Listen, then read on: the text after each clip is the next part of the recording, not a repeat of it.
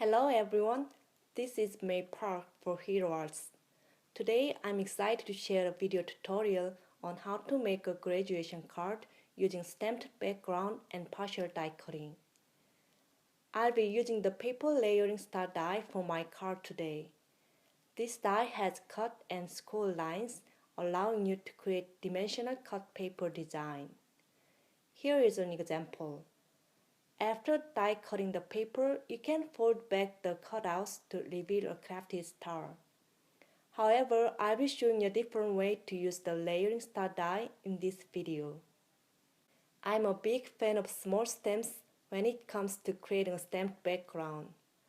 So I decided to build my own background using 4 different stamp sets from Hero Arts. The reason I chose this stamp set is each set includes a sort of confetti images.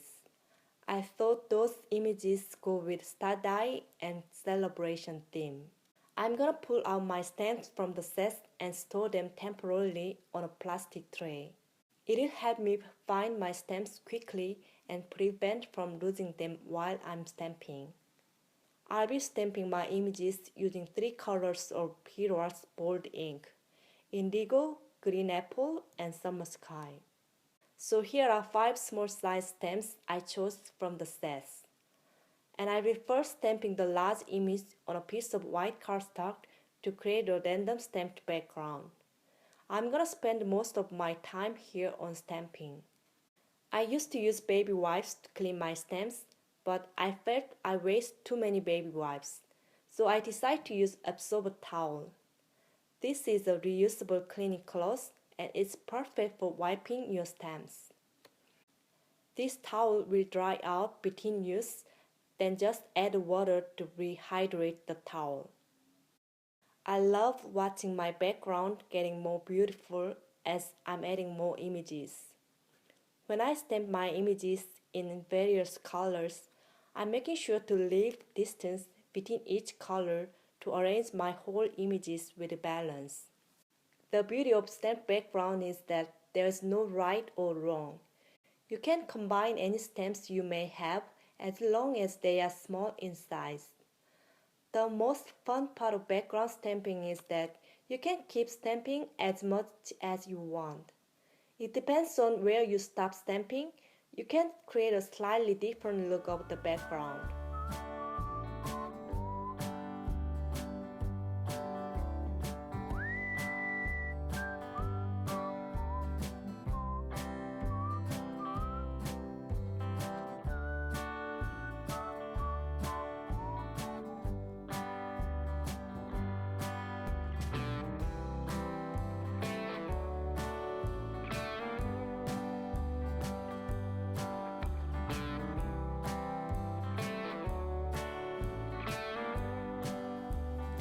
After stamping is done, I'm trimming my stamped panel into points by 5.5 inches using Tim Holtz paper trimmer.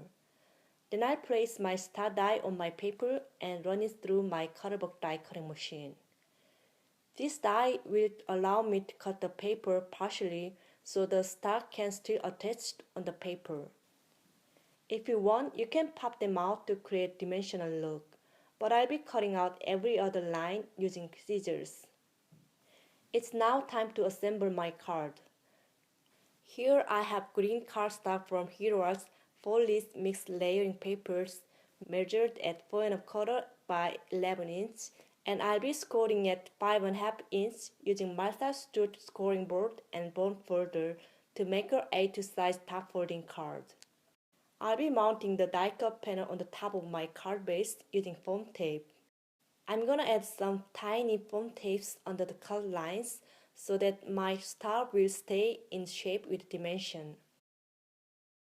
Now I'll be working on my sentiment. I'm inking a piece of white cardstock with indigo bold ink using a blending tool. Then I'll let the ink dry with the heat tool. I'm prepping my paper with anti-static powder to get the best result with heat embossing. Then I'm gonna stamp the sentiment from many everyday message stamp set using Versamark watermark ink.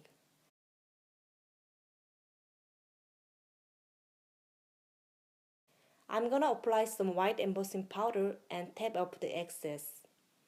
I'm using a small paintbrush and my tweezer to remove any stray powder from sticking to unwanted areas.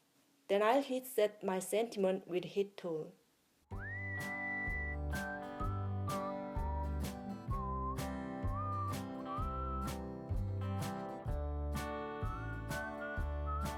I'm popping up my sentiment banners on the card front using foam tape to give some dimension.